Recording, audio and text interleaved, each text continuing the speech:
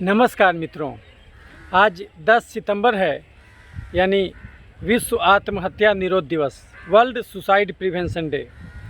क्यों मनाया जाता है?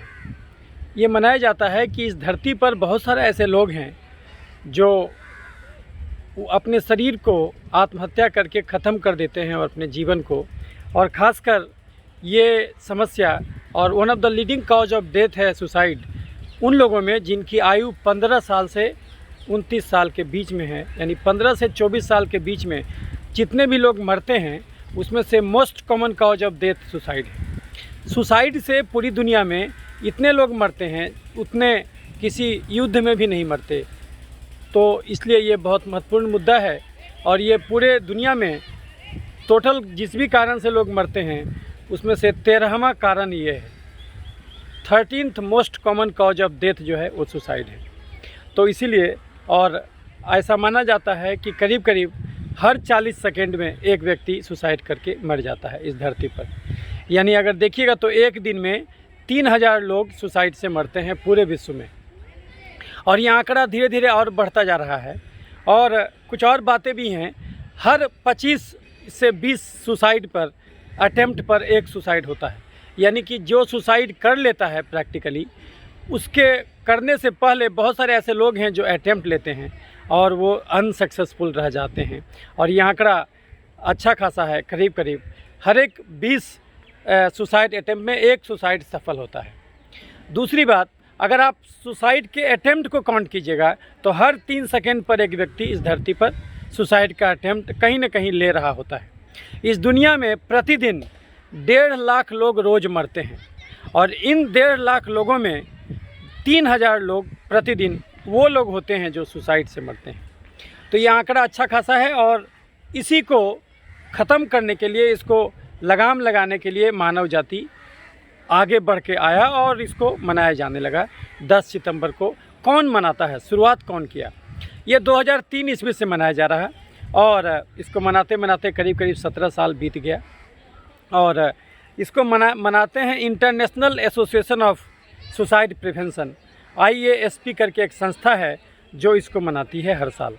और ये IASP संस्था का निर्माण जो है 1960 ईस्वी में हुआ था, और ये WHO और world federation of mental health, इन दोनों के साथ मिलजुल करके इस दिन को ये मनाते हैं। अब ये world federation of mental health एक अलग संस्था है जो कि मेंटल हेल्थ पर काम करती है, और ये संस्था का जन्म उसी समय हुआ जब WHO का जन्म हुआ 1948 ईस्वी में।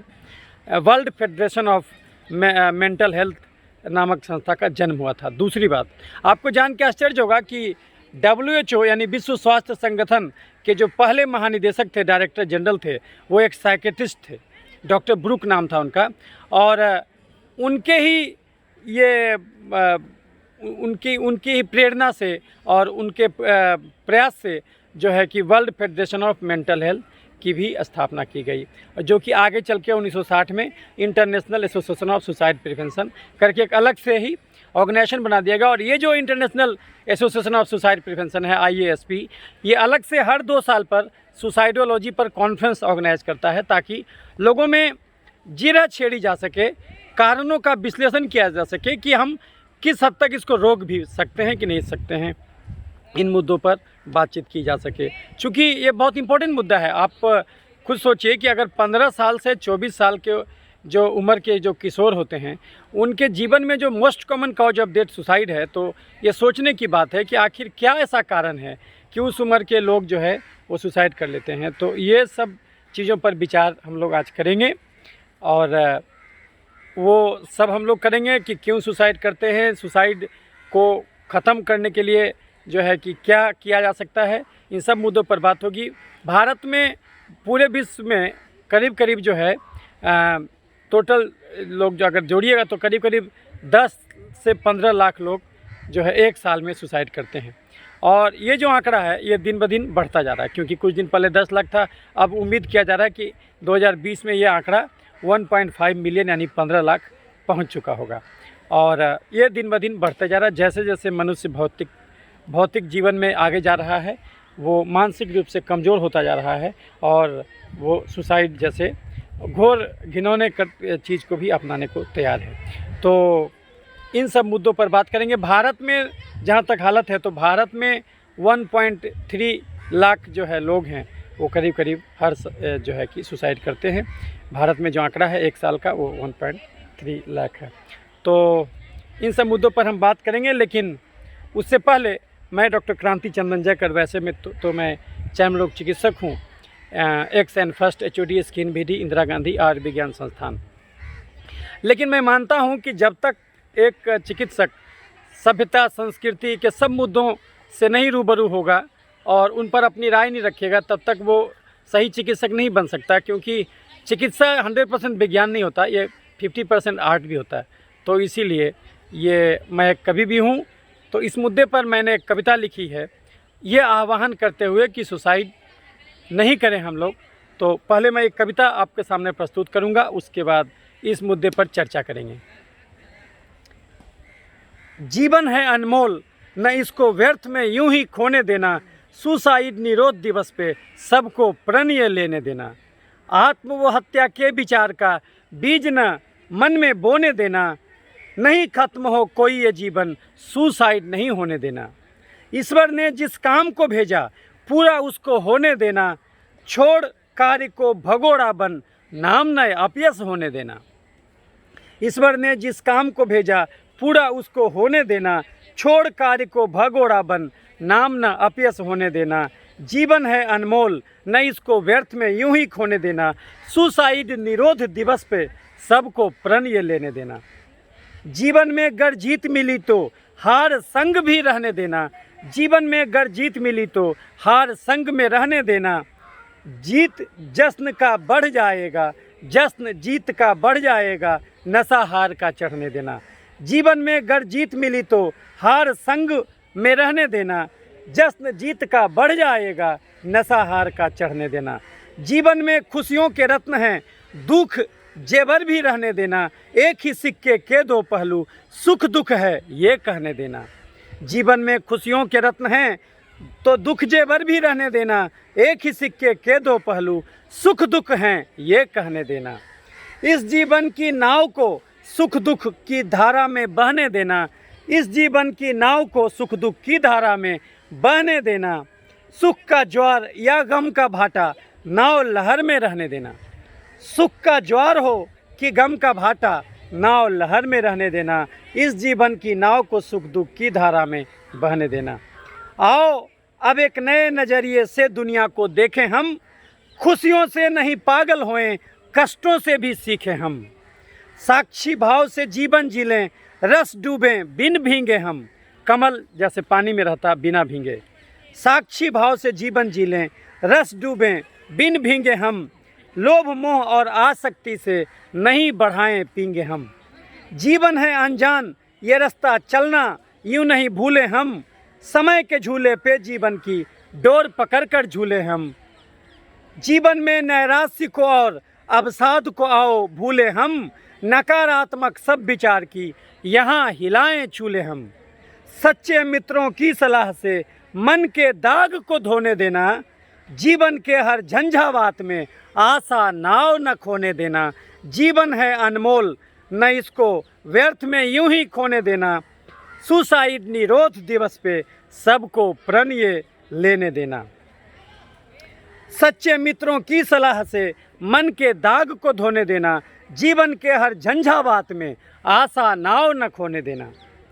प्रेम समर्पण त्याग के जल से क्लेश कष्ट को धोने देना। प्रेम समर्पण त्याग के जल से क्लेश कष्ट को धोने देना। अपने अंदर अब घमंड और अहम बीज न बोने देना। बद से बदतर हालातों में संयम को मत खोने देना। हर रातों के बाद सवेरा नव बिहान को होने देना। बड़ी से बड़ी हो असफलता जिजी बिसा मत रोने देना। फिर से जीतेंगे हम दुनिया सपनों को मत सोने देना। बड़ी से बड़ी हो असफलता जिजी बिसा मत रोने देना। फिर से जीतेंगे हम दुनिया सपनों को मत सोने देना। भले ही कोई दुत्कारे और बेइज्जत हो जाओ तुम।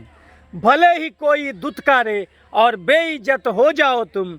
इस समाज में सबकी नज़रों में लज्जित हो जाओ तुम, अपनी भूलों को सुधार कर फिर से इज्जत पाओ तुम, अपने गौरव स्वाभिमान को फिर से सज्जित कर जाओ तुम।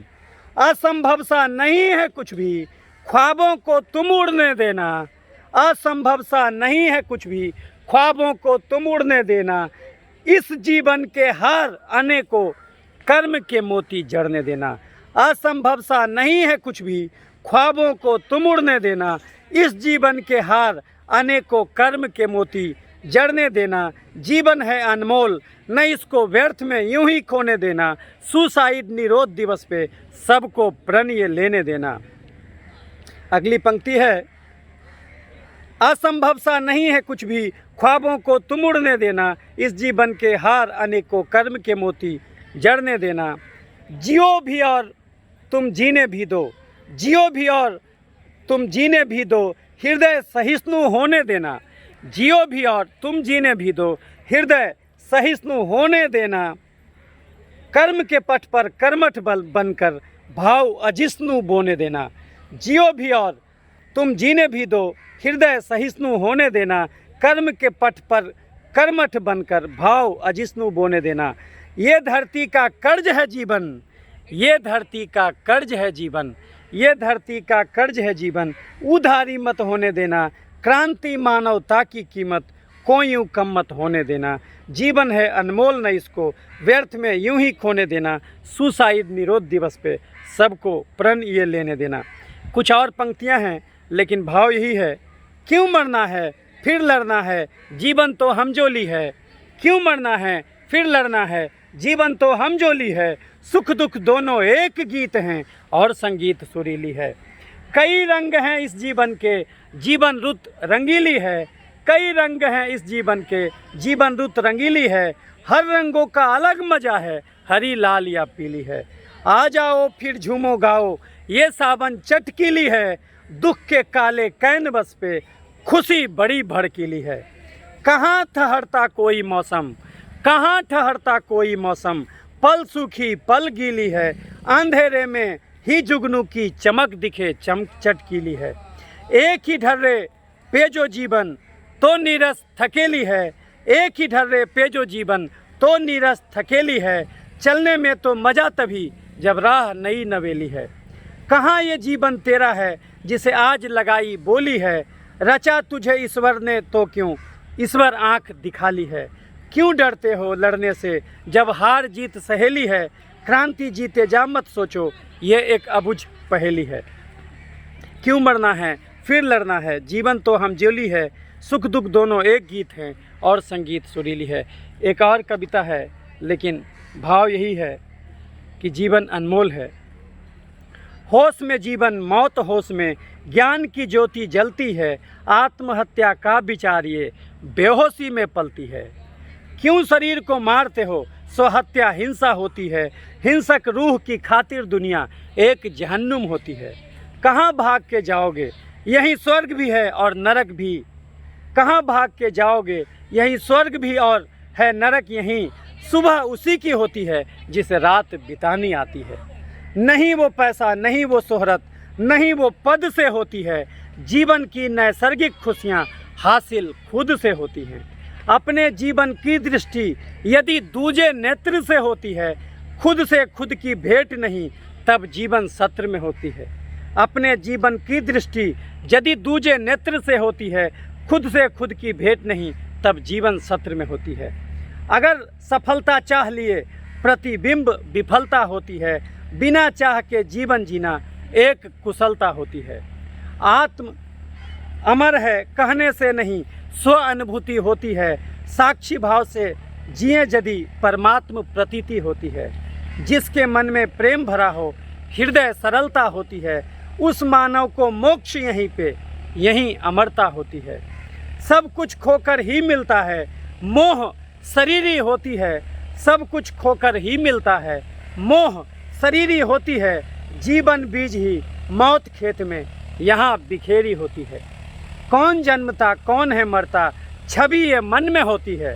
कौन जन्मता कौन है मरता, छवि ये मन में होती है। लोभ मोह को त्यज, जीवन में क्रांति क्षण में होती है। अहंकार है तभी तलक, ये दुख जीवन को चुभती है। अहंकार है तभी तलक, ये दुख जीवन को चुभती है। एक समर्पित आत्म का पंछी सुख का दाना चुभती है। अहंकार है तभी तलक, ये दुख जीवन को चुभती है। एक समर्पित आत्म का पंछी सुख का दाना चुभती है। संकल्प के मार्ग समर्पण राह प्रतीति दिखती है। तुम मिट जाओ मैं मिट जाऊं एक आकृति दिखती है। आओ क्रांति खुद में डूबो, सांस प्राण में घुलती है। बूंद सागर में, सागर बूंद में कली मोक्ष की खिलती है। तो क्यों मरना है फिर लड़ना है, जीवन तो हमजोली है। सुख दुख दोनों एक गीत हैं, जीवन और संगीत सुरीली है। ये जीवन है अनमोल, न इसको व्यर्थ में यूं ही खोने देना। सुसाइड निरोध दिवस पे सबको प्रण ये लेने देना। तो मित्रों, ये तो एक कवि का उद्गार था, एक कवि की कविता, जिसमें आपको ये प्रेरित किया गया कि सुसाइड करना एक अपराध है। ये परमात्मा से भी अपराध है, अपने आप से भी अपराध है, प्रकृति से भी अपराध है।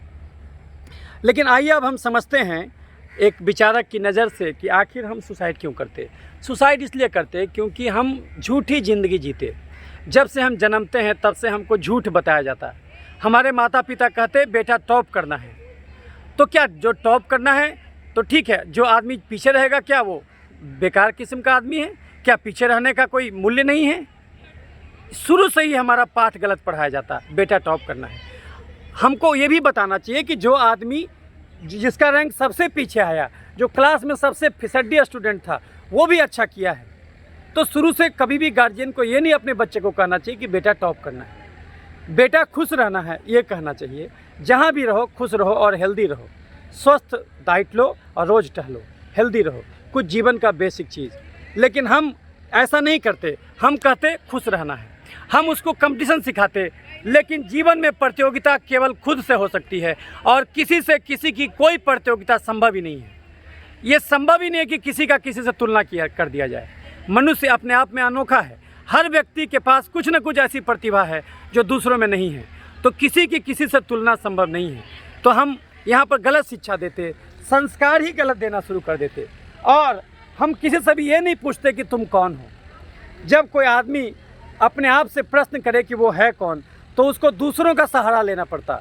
अब वो फिर निकालेगा कि फला आदमी उसके बारे में क्या सोचता है, फला सर्टिफिकेट उसके बारे में क्या कहता है। ये इस प्रकार से जब दूसरों के अनुसार अपने आप को परिभाषित करने की जो आदत पड़ जाती, यहीं पर लोचा हो जाता। क्योंकि दूसरों पर आपका 100% नियंत्रण नहीं हो सकता, आप सबके लिए अच्छे नहीं हो सकते, अपने आप के लिए अच्छे हो जाएं, यही बहुत ज़रूरी है। तो हमें सबसे पहले तो ये सुसाइड का बीज है, ये बीजारोपण, कि हम जो ये बच्चे को कहते हैं कि बेटा टॉप करो, बेटा ये IIT में कंप्लीट करो, बेटा मेडिकल में जाओ, IAS बनो, राजनेता बनो, ये जो उसको उच्च श्रृंखलता सिखाते जीवन में, यही गलत है। सबसे पहला इम्पोर्टेंट जो कारण है वो ये जान लेना होगा कि जीवन खुद ही साध्य है और खुद ही साधन है।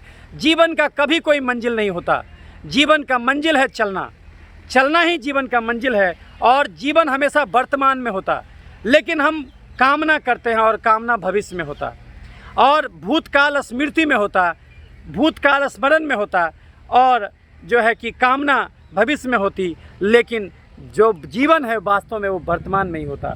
लेकिन हम वर्तमान में कभी नहीं रहते, जहाँ भी रहते फिर पहुँच जाते कि इसमें हमारा इसमें होगा कि नहीं होगा, ये एग्ज़ाम दे रहे हैं, ये व्यापार करें, इसमें सफलता मिलेगा कि नहीं मिलेगा। याद रखिए, सफलता और असफलता एक ही सिक्के का दो पहलू है।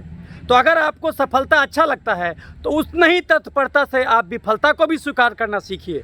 अगर आप को कोई आदमी बड़ाई करता है आपका, कोई आदमी आपका समर्थन करता है, कोई आदमी आपको बहुत अच्छा कहता है, तो यकीन मानिए कि अगले पल वो आपकी निंदा करेगा और आपको उसके लिए तैयार रहना है। अगर उस समय आप खुश हुए थे तो आपको चोट ज़रूर पहुंचेगा, क्योंकि वो आदमी बदलेगा। और जो जितना ज़्यादा बड़े भाव से आपका समर्थन कर रहा है, जो जितना बड़े भाव से आपकी प्रशंसा में दो शब्द कर रहा है, वो उतने ही बड़े घिनौने ढंग से आपकी बेइज्जती भी करेगा, ये भी जान लीजिए। क्योंकि वो एक ही सिक्के का दो पहलू है, वो अलग नहीं है। सुख और दुख को हम लोग अलग समझते हैं, सुख और दुख एक ही सिक्के का दो पहलू है। जीवन और मृत्यु अलग नहीं है, वो एक ही सिक्के का दो पहलू है। तो अगर आप इस धरती पर जीवन को स्वीकार करते हैं तो मौत को स्वीकार करना ही होगा। लेकिन आज ये बहस हम इसलिए कर रहे हैं, आज विश्व आत्महत्या निरोध दिवस है, तो आज हमारा कहना है कि खुद से क्यों मरना, खुद से इस शरीर को क्यों ख़त्म करना, क्योंकि परमात्मा ने इस शरीर को किसी काम से बनाया है और जो है कि उस काम को अंजाम देना है। और अपना आप खुद सोचिए कि ये शरीर में जो आदमी भी सुसाइड का विचार करते, सोचिए परमात्मा ने आपको क्या क्या दिया है। और एक लंगड़े को पैर नहीं रहता, एक अंधे को आँख नहीं रहता, एक बहरे को कान नहीं रहता, और आप अगर आपके पास सब कुछ है तो फिर क्यों आप आत्महत्या का विचार कर रहे हैं। तो बेसिकली ये सब जो भी होता है ये बेहोशी में होता है। और चारों तरफ से एक बच्चा को अगर कम रैंक आ गया तो अब उसका गार्जियन उसको डांटना शुरू कर देता है, तो गार्जियन खुद बेहोश है और अपने बच्चे को और गड्ढे में गिरा रहा है। उसको ये कौन समझाए कि अगर आपका बच्चा पीछे भी आया है तो बहुत सारे रास्ते हैं जीवन में आगे बढ़ने का, एक ही मंजिल नहीं हो सकता। कोई आदमी किसी चीज़ में माहिर होगा, कोई आदमी किसी चीज़ में माहिर होगा, उसको दूसरा फील्ड में काम करने दीजिए। आपको ऐसा लगता है कि ये रास्ता सही है, दूसरा रास्ता भी हो सकता है। अगर आपका कोई बिजनेस फेल हुआ है, इस जीवन में कुछ भी घट जाए, फिर भी आप हमेशा ये पॉजिटिव चाहेंगे तो पॉजिटिव ढूंढ सकते। अगर आप चाहेंगे तो आप बोल सकते हैं कि बोतल में आधा पानी फिर भी है, नहीं तो अगर नकारात्मक भाव से देखिएगा तो हर समय बोतल खाली नजर आएगा। इस दुनिया में हमेशा खुश रहने के कारण है और इस दुनिया में हमेशा रोने के कारण है, गम के कारण है। आप जो खोजना चाहिएगा वो मिल जाएगा। दुनिया तो वही है, लेकिन जो है कि हमारा नज़रिया अलग होता है। सुख और दुख हमारे नज़रिए का दोष है। और जो आदमी कहता है कि हम यहाँ पर दुखी हैं, दूसरी जगह सुखी हो जाएंगे, नहीं, वो आदमी हर जगह दुखी रहेगा, क्योंकि ये सुख और दुख दृष्टिकोण का फ़र्क है। आप वहीं से आप हर दुख में एक सुख का बीजारोपण देख सकते, और नहीं तो फिर वो दुख और प्रचंड दुख भी नज़र आ सकता है। तो ये आपके देखने के दृष्टिकोण पर निर्भर करता है। तो अल्टीमेटली आपको खुद सुधरना है। याद रखिए, कोई किसी को दुख नहीं दे सकता, कोई किसी को सुख नहीं दे सकता। ये बिल्कुल व्यक्तिगत घटना है। बुद्ध के मुंह पर एक बार एक व्यक्ति आकर के थूक दिया, तो बुद्ध ने कपड़े से अपना मुंह पोंछा और उससे पूछा कि और कुछ कहना है आपको, कि आप और कुछ कहना चाहते हो तो वो भी कह दीजिए, क्योंकि मैं देख रहा हूँ कि आप कुछ कहना चाहते हैं, आपके पास भाषा नहीं है, आपके पास शब्द नहीं है, इसीलिए जो है आप थूक के कहना चाह रहे हैं। अगर और कुछ कहना चाहते हो तो मैं सुनने को तैयार बैठा हूँ, आप और कुछ कहिए। लेकिन इसके तुरंत बाद उनका शिष्य था आनंद। आनंद ये सब देख रहा था। आनंद ने कहा कि हे महात्मन, इसने आपके मुंह पर थूका है तो इसको हम छोड़ नहीं सकते, तो ये इसने गलत काम किया है। तो फिर उसने आनंद को कहा कि नहीं आनंद, भगवान बुद्ध ने आनंद को कहा कि नहीं आनंद, ये कुछ कहना चाहता है, इसके पास शब्द कम पड़ जा रहा, इसलिए इसने थूक करके बताया है।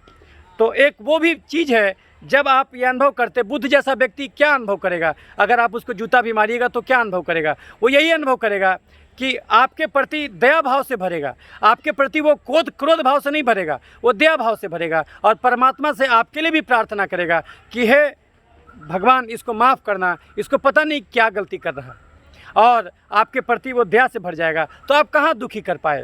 सुख और दुख व्यक्तिगत घटना है, तो इसीलिए किसी चीज़ के लिए किसी को जिम्मेदार ठहराना उचित नहीं है। लेकिन ये ज़रूरी है कि हमारी जो शिक्षा प्रणाली है इसको सुधारने की आवश्यकता है। अब कहीं भी पेपर में भी आप देखिएगा तो ये फलां आदमी ने टॉप किया, ये इसमें इस एग्ज़ाम में टॉप किया, वो उसका पूरा महिमा मंडन करता। ये आदत गलत है, ये नहीं होना चाहिए। और जो पीछे रैंक आया उसके बारे में भी बताना चाहिए, क्योंकि उसका भी जीवन प्रासंगिक है, उसका भी जीवन किसी भी कीमत पर किसी भी ढंग से कम प्रासंगिक नहीं हो सकता। इस धरती पर जो भी मनुष्य हैं वो वही जानता है कि वो अपने कम से कम पैसे में भी जीवन को कैसे अच्छा बना सकता है, ये वही जानता है। अगर वो भी किताब लिखेगा तो उसका एक अलग दर्शन होगा। तो इसीलिए सबसे पहले हमारे अपने घर में हमें महिमा मंडित नहीं करना चाहिए कि बेटा तुम टॉप कर गए तो ये उसको बहुत उछाल रहे हैं, और बेटा तुम फेल कर गए तो उसको गाली दे रहे, नहीं, ये आदत गलत है। आप अपना जो सपना है उस पर मत थोपिए और वर्तमान में जीवन बिताइए। वर्तमान में ही जीवन है और भविष्य में कामना होती, और कामना हमेशा दुष्फूर है। एक ऐसा बर्तन है जिसका कोई पेंदी नहीं है, इसका कभी नहीं भरा जा सकता। ये अंतहीन सिलसिला है, कामना को कभी कोई नहीं भर सका, सिकंदर भी खाली हाथ जाता है। इसीलिए अब किसी को भी ये मत कहिए कि ये मिल जाए, उसको अपना काम करने दीजिए, उसको अपना काम करने दीजिए। और पीछे रहने में भी बुराई नहीं है, कहीं भी आप पीछे हैं। और यहाँ तक तो कहा गया, जो भी महापुरुष हुए हैं उन्होंने तो यहाँ तक कहा कि इस धरती पर सबसे ज़्यादा उसी को मिलता है जो कुछ लेना नहीं चाहता, जो सब कुछ अपना खो देता उसको सब कुछ मिल जाता। क्योंकि जब तक आप खाली नहीं होइएगा तब तक यदि कोई किसी पात्र को आप खाली नहीं कीजिएगा तो नया पानी कहाँ से हटेगा। तो जब आप खाली होइएगा तो हर ढंग से परमात्मा अपने में समाना चाहेगा। एक बार की कहानी है, कहानी काल्पनिक ही होगी लेकिन इस काल्पनिक कहानी में भी बड़ा अर्थ है। एक बार भगवान कृष्ण भोजन कर रहे थे, रुक्मिणी उनको भोजन करा रही थी। इसी बीच में अचानक वो उठे और दरवाजे की ओर बढ़े। दरवाजे की ओर बढ़ के फिर वो वापस आकर के फिर खाने लगे। कुछ देर रुके फिर खाने लगे। तो रुक्मिणी से रहा नहीं गया, उसने पूछा कि हे प्राणनाथ, आप क्यों उठे? और उठ ही गए थे तो बाहर नहीं जाके आप फिर आके क्यों खाने लगे? तो उन्होंने कहा, बहुत अच्छी बात उन्होंने कही। उन्होंने कहा कि एक हमारा भक्त था जिसको कि सब लोग मारे जा रहा था, वो हमारा नाम पुकार रहा था और वो आक्रमण नहीं कर रहा था, वो खाली मार खाया जा रहा था। वो अपने पूरे को अपने हम पर समर्पित कर दिया था, तो इसीलिए मैं उसकी मदद के लिए आगे बढ़ा। तो जब भी भक्त अपने आप को पूरी तरह से परमात्मा पर छोड़ देता तो फिर परमात्मा उसकी मदद के लिए आगे बढ़ता। तो फिर रुक्मिणी ने पूछा कि हे भगवान, आप फिर वापस क्यों आ गए? तो उन्होंने कहा कि वापस मैं इसलिए आ गया क्योंकि जब तक मैं दरवाजे तक पहुंचा था तब एक पत्थर उसने भी उठा लिया था। तो हमें लगा कि अब तो वो अपना जवाब खुद दे रहा है, तो अब हमारे पास वहाँ हमारे जाने की कोई आवश्यकता नहीं है। याद रखिए, आप अगर कितना भी, इसका कहानी का अर्थ क्या हुआ कि जब आप इस प्रकार से जब भी आप मुसीबत में पड़ते हैं तो अपने आप को बिल्कुल ही वर्तमान में रहिए, बिल्कुल ही उसके बारे में ज़्यादा, जिसको बोलते हैं कि जब आप डूबने लगते हैं भंवर में तो अपने आप को बिल्कुल छोड़ दीजिए उस भंवर में, बिल्कुल धारा के हवाले कर दीजिए अपने आप को। वो देखिएगा कि भंवर तुरंत आपको फेंक देगा। और जहाँ अपना ऊर्जा बर्बाद कीजिएगा तो फिर जो है कि और लहर में फंस जाइएगा। जूडो खेल का नियम होता कि जूडो खेल में वही जीतता है जो आक्रमण करता है, और जो अपने आप को आक्रमण सहने के लिए बनाता है वो हमेशा जीत जाता। तो इस धरती पर जो हारता है वो सबसे बड़ा विजेता बनता, और जो सो कॉल्ड विजेता होता वो हार जाता। नहीं तो फिर ईसा मसीह का नाम कौन याद रखता? उसको तो मार दिया गया, और जिस समय उनको मारा गया होगा, सूली पर चढ़ाया गया होगा, उस समय तो हर आदमी सोचा होगा कि ये तो हम मार दिए, और जीत का जय जयकारा लगा होगा किसी और राजा के महल में। लेकिन जो राजा उसको मारा था उसका कोई नाम भी नहीं जानता, और ईसा मसीह आज भी जिंदा है। तो आप इस धरती पर जो सब कुछ खोता है, अगर गौतम बुद्ध राजकुमार ही रह जाते तो आज उनको कोई नहीं पूछता कितने राजा आए और चले गए, कोई नहीं जानता। लेकिन बुद्ध को इसलिए जानता है क्योंकि उन्होंने सब कुछ छोड़ दिया, और इस हद तक पहुंच गए कि भिखारी का जीवन, एक भिक्षा पात्र लेकर के निकल पड़ते थे भिक्षा मांगने के लिए। वैसा जीवन सोचिए, अपने अहंकार को कहाँ रखे होंगे वो। तो इन सब बातों को समझना है कि इस धरती पर जो सब कुछ खो देता है उसको परमात्मा सब कुछ दे देता। आप अगर बिल्कुल खाली हो जाइएगा तो फिर परमात्मा हर ओर से आपकी मदद के लिए आ जाएगा। आप एक बीज रोप दिए, बस पूरा कायनात, पूरी पृथ्वी, पूरी प्रकृति चारों तरफ से उसको सब कुछ देगा और पौधा आगे बढ़ेगा। आप देखिएगा कि जब कोई पौधा को रोपते हैं तो मिट्टी से बहुत कम लेता, ज़्यादातर तो वातावरण से लेता।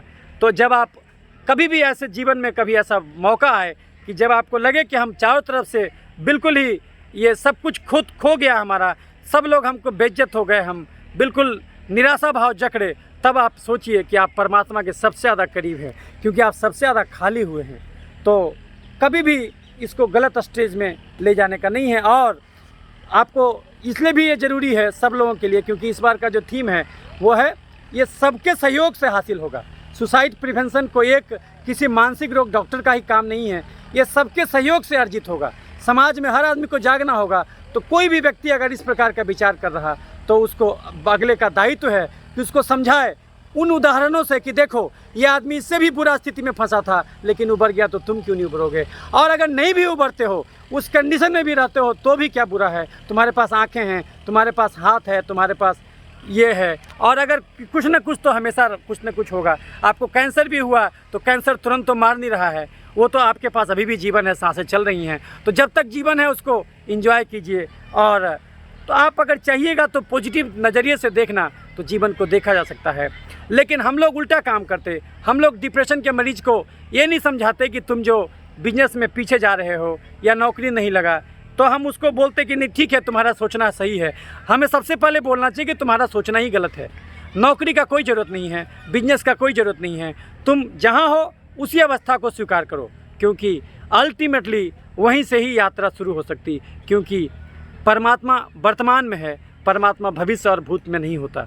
तो जब आप आपकी सांसें चल रही हैं। परमात्मा अगर चाहता तो आप अगले दिन का सूरज नहीं देख पाते। अगर आज का सूरज हमको दिखाया है, इसका अर्थ है कि परमात्मा हम पर मेहरबान है। तो फिर ये बिल्कुल सोच छोड़ देना है, साक्षी भाव से जीवन जीना। और कभी भी कुछ भी दुख होता तो एक साक्षी भाव से जीवन को देखिए। एक समझिए कि आप उसमें कर्ता नहीं हैं, आप खाली देखने वाले हैं, एक दृष्टा हैं। तो दृष्टा के अनुसार खाली उस चीज़ को देखना है कि आप पर वो क्या बीत रहा है। कभी भी क्रोध हो तो आप उस क्रोध को देखिए, आपके देखने में ही वो क्रोध विलीन हो जाएगा। तो इन सब बातों को समझना होगा और इसको अपने जीवन में उतारना होगा। कभी भी हमें उल्टा ज्ञान अपने बच्चों को नहीं देना है। और जीवन में कुछ भी बुरा घटे उसमें से पॉजिटिव निकालिए। आप अगर लिखने बैठिएगा कि कौन सा आपका पॉजिटिव है, और आपसे भी खराब स्थिति में जो लोग हैं, आपको कभी भी कुछ भी घाटा हुआ तो उन लोगों का उदाहरण निकालिए जो आपसे भी खराब स्थिति में थे। आपको हमेशा एग्जाम्पल मिल जाएगा। इस धरती पर 7 अरब 80 करोड़ लोग हैं। इस 7 अरब 80 करोड़ लोग में मात्र 1 अरब लोग हैं जिनका मंथली इनकम 2.5 लाख प्रति महीना से ज़्यादा है। और करीब करीब 2 अरब लोग ऐसे लोग हैं जो $1 प्रतिदिन भी नहीं कमाते। ऐसे लोग धरती पर करीब करीब 2 अरब लोग हैं। तो आप उनके बारे में सोचिए, और उनके बारे में सोच के जब आप सोचने बैठिएगा तो आपको समझ में आ जाएगा कि हाँ, यदि वो ज़िंदा रह सकते। और आप ध्यान दिए होंगे कि कोई जानवर सुसाइड नहीं करता। क्यों? क्योंकि वो कामना में नहीं जीता, वो अपने इनबिल्ट प्रोग्रामिंग में जीता। परमात्मा उसको इनबिल्ट प्रोग्रामिंग दिया है, लेकिन आपके मन में कामना दिया है, ये जो सपना देखने का आदत दिया है। तो ये जो इससे बचना है और इस बात को समझना है कि हम जिस भी भाव में रहें, सुख हो दुख हो, ये समझें कि ये वक्त है जो गुजर जाएगा। अगर 1 करोड़ का लॉटरी भी लगे तो उछलना नहीं है, ये सोचना है कि ये वक्त है जो गुजर जाएगा। और अगर कितना भी भयंकर दुख का न्यूज आए तो ये सोचना है कि ये वक्त है जो गुजर जाएगा। और हर चीज़ अच्छे के लिए होता है, इस ढंग से ये सोचना चाहिए कि आपको अगर कोई भयंकर घाटा लगा है तो आप ये सोचिए कि जो हुआ जो अच्छे के लिए हुआ। ये अगर नहीं होता तो और गड़बड़ हो जाता। तो इन सब बातों को समझना है। और पृथ्वी पर हम लोग जो मानव बढ़े हैं, ये किस कीमत पर बढ़े हैं, ये भी हमेशा याद रखना चाहिए।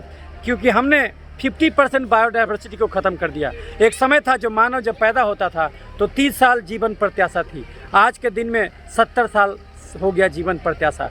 तो ये जो हम बढ़े हैं तो 50% जीव जंतु को धरती से ख़त्म कर दिए हैं। हर मिनट करीब करीब 50 फील्ड का फुटबॉल फील्ड का मैदान के बराबर वन को हम लोग काट रहे हैं।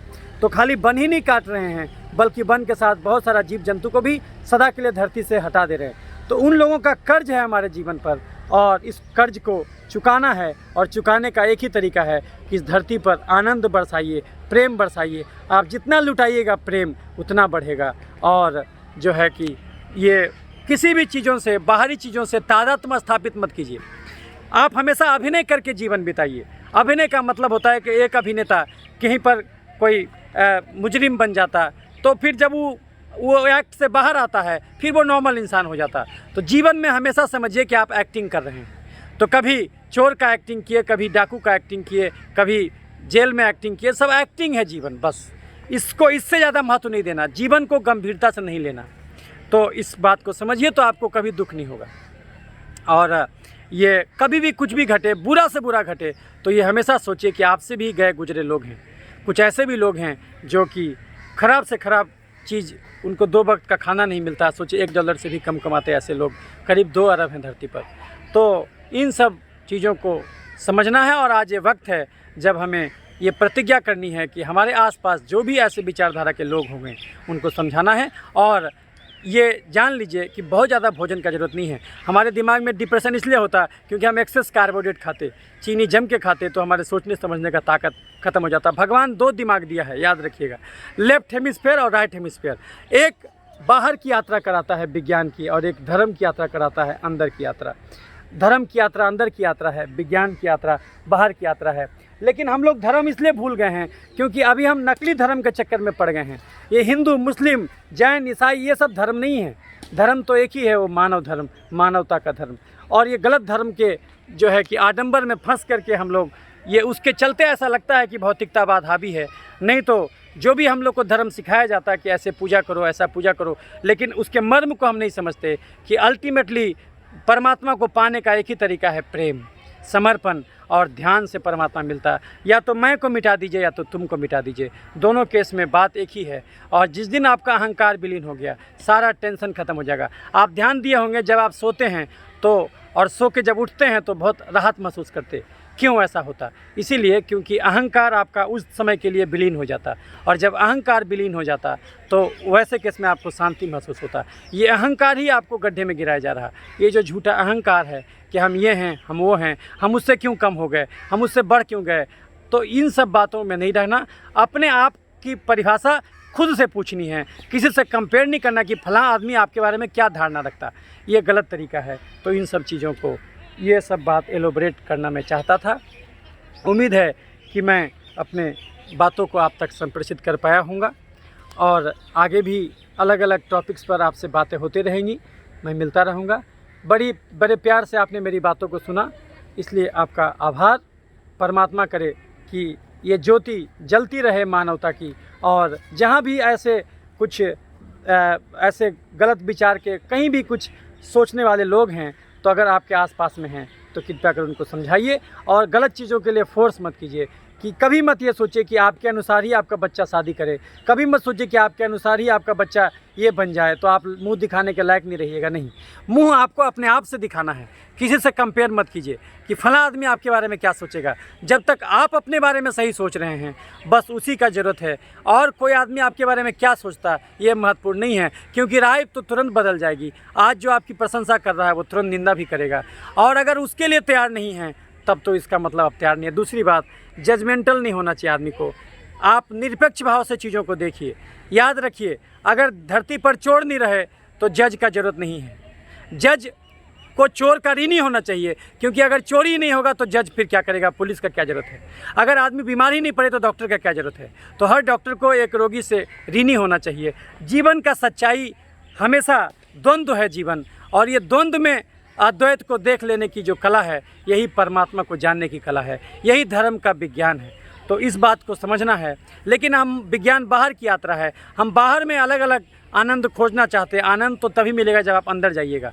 और परमात्मा को खोजने के लिए अगर आप बाहर की यात्रा कर रहे हैं तो जितनी दूर की यात्रा कर रहे हैं उतना ही दूर होते जा रहे हैं परमात्मा से, क्योंकि जब आप रुक जाइएगा वहीं पर परमात्मा भेंट हो जाएगा, क्योंकि परमात्मा तो आपके अंदर है। और जब आप यात्रा कीजिएगा तो अपने से दूर ही जाइएगा।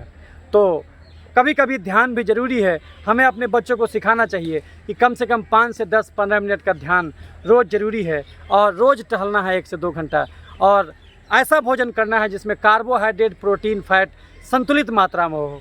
एक्सेस कार्बोहाइड्रेट आपके दिमाग में प्रमाद जगाएगा, तामसी वृत्ति जगाएगा। तो ये चीनी, चावल, आलू, खस्सी का मांस, मीठा फल, दूध, मैदा छोड़ दीजिए, क्योंकि ये वो आदमी का खाना है जो ज़्यादा मेहनत करता है। अब ज़्यादा शारीरिक श्रम करने वाला प्राणी धरती पर निवास नहीं करता। अब बहुत कम आदमी मेहनत करता है, हर चीज़ के लिए मशीन बना लिया। इसीलिए वो भोजन कीजिए जिसमें जो कार्बोहाइड्रेट कम हो, प्रोटीन ज़्यादा हो। वो भोजन है दाल, रोटी, हरी सब्जी, सलाद, पनीर, राजमा, सोयाबीन, अंडा, कड़ी, मछली, चिकन, दही, घी और साग। तो 3 कटोरा गाढ़ा दाल रोज़ पीजिए, अंकुरित चना, अंकुरित मूंग खाइए, सोयाबीन का बरी खाइए, 1 से 2 घंटा रोज़ टहलिए। और ये चीनी, चावल, आलू, खस्सी का मांस, मीठा फल, दूध, मैदा ये छोड़ दीजिए। रोज़ टहलिए 1 से 2 घंटा। टहलना बहुत ज़रूरी है मानसिक स्वास्थ्य के लिए भी। तो इन सब बातों को हमेशा याद रखना होगा, तभी हम जो है कि डिप्रेशन से भी मुक्त हो पाएंगे, और जो है कि सुसाइड वाली घटना से भी को मिटा सकते हैं। क्योंकि ये मानवता के नाम पर कलंक है कि 15 से 24 साल की उम्र का बच्चा का most common cause of death जो है वो सुसाइड है, और पूरी मानवता का 13वां मोस्ट कॉमन काउज जो है वो सुसाइड है। तो आइए हम लोग मिल करके एक ऐसी दुनिया बनाएं जिसमें कि सुसाइड नामक ये जो गलत चीज़ सदा के लिए ख़त्म किया सके, और तभी जो है कि हम इस चीज़ को सुधार सकते। तो सरकार को चाहिए कि एक ऐसा जगह बनाना, क्योंकि 25 आदमी अटेम्प्ट लेते हैं तो 1 आदमी सक्सेसफुल होते हैं। ये रेशियो है सुसाइड का। तो ऐसे केसेस में हमें कम से कम वो जो 24 आदमी है वो फिर अटेम्प्ट लेगा, एक ही बार अटेम्प्ट नहीं लेता, फिर अटेम्प्ट लेता है। तो कम से कम उस पीरियड वाले को आप बचा सकते हैं। और जो भी जो है कि डिप्रेशन वाले मरीज़ कभी भी आप देखते हैं तो उनको हमेशा समझाइए कि आप जो भी पाना चाहते हैं उसको रियलिस्टिक अप्रोच दीजिए, कि जो भी आप पाना चाहते हैं जो आपको नहीं मिला, तो ये आप कोई भी चीज़ बनाते हैं प्लानिंग, तो ये मान लीजिए कि आपको नहीं मिलेगा तो क्या कीजिएगा। इस जीवन में जो सबसे वर्स्ट हो सकता है, अगर आप उसके लिए तैयार हैं तो आपको कोई भी डिगा नहीं सकता। लाओ त्से ने कहा था कि मुझे कोई नहीं हरा सकता क्योंकि मैं सबसे पीछे रहना चाहता हूँ। और बड़े मज़े की बात है कि जो आदमी सबसे पीछे चला जाता परमात्मा के द्वारा सबसे आगे कर दिया जाता। यही जीवन का विरोधाभास है, इसको समझना होगा। और अगर ये समझ गए तो फिर निश्चित रूप से हम एक दूसरे को ये आत्महत्या के जंजाल से बाहर निकाल सकेंगे। तो हमारे बातों को बड़े प्यार से सुना, इसके लिए आपका आभार। आगे भी मिलते रहेंगे, अलग अलग मुद्दे पर आपसे बातचीत होती रहेगी। तब तक के लिए नमस्कार, धन्यवाद।